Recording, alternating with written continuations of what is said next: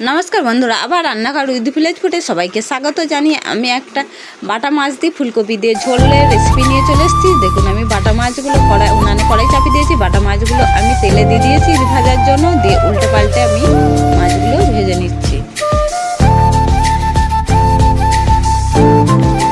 মাছগুলো আমার ভাজা হয়ে গেছে, এবার আমি তুলে নিলাম।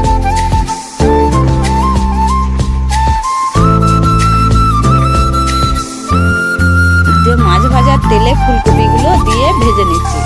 মাছ ভাজার তেলে ফুলকপিগুলো দিয়ে দিলাম, দিয়ে একটু নাড়াচাড়া করে নিলাম, দিয়ে ভেজে নিচ্ছি।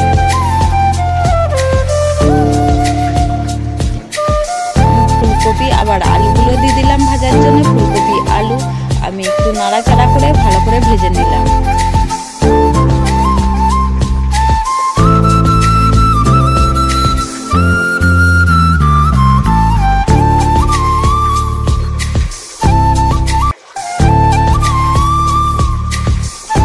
কড়াইয়ে সরষে পরিমাণ মতন সরষের তেল দিয়ে দিলাম।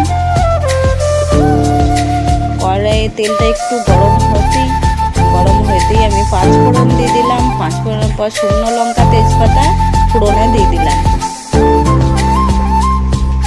ফোড়নটা আমার হয়ে গেছে, এরপর আমি আদা পেঁয়াজ কুচি করে রেখেছিলাম, পেঁয়াজ কুচিগুলো দিয়ে দিলাম।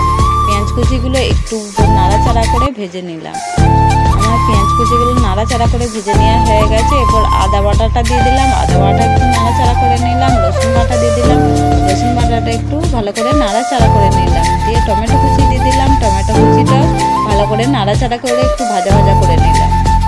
দিয়ে হলুদ গুঁড়ো দিয়ে দিলাম, লঙ্কা গুঁড়ো দিয়ে দিলাম, জিরে গুঁড়োও দিয়ে দিলাম। দিয়ে ভালো করে নাড়াচাড়া করে নিলাম। দেখুন আমার ভালো করে নাড়াচাড়া করে মশলাটা কষানো হয়ে গেছে। তারপরেই আমি জল দিয়ে পরিমাণ মতন জল দিয়ে দিলাম। জল দিয়ে আবার ভালো করে মশলাটা কষাচ্ছি। দেখুন মশলাটা আমার কষানো হয়ে গেছে। এরপর উপর থেকে ভেজে রাখা ফুলকপি আলু দিয়ে দিলাম। দিয়ে মশলার সঙ্গে ভালো করে কষে নিলাম। মশলার সঙ্গে ভালো করে কষে নেওয়া হয়ে গেছে আমার। নাড়াচাড়া করে ভালো করে কষে নিয়ে পরিমাণ মতন জল দিয়ে দিলাম। পরিমাণ মতন জল দিয়ে একটু নাড়াচাড়া করে নিলাম। নাড়াচাড়া করে একটা থেকে দুটো কাঁচা লঙ্কা ফেলে দিয়ে দিলাম। দিয়ে ধনেপাতা কুচি দিয়ে দিলাম। পরিমাণ মতন লবণ দিয়ে দিলাম। দিয়ে একটু নাড়াচাড়া করে ফুটে উঠতেই আমি বাটা মাছগুলো ভেজে রেখেছিলাম, বাটা মাছগুলো দিয়ে দিলাম। দিয়ে ভালো করে একটু নাড়াচাড়া করে নিলাম। দিয়ে ফুটে উঠতেই আমার রেসিপিটা তৈরি হয়ে গেছে, নামিয়ে নিলাম। দেখুন